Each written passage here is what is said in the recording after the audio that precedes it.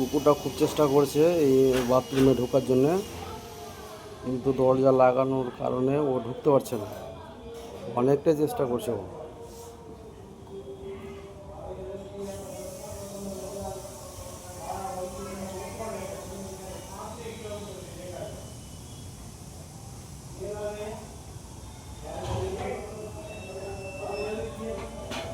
মানে ভিতরে ও বসে বসে এতটাই মজা পেয়েছে যে ও এই মজা ভুলতে পারছে না ও।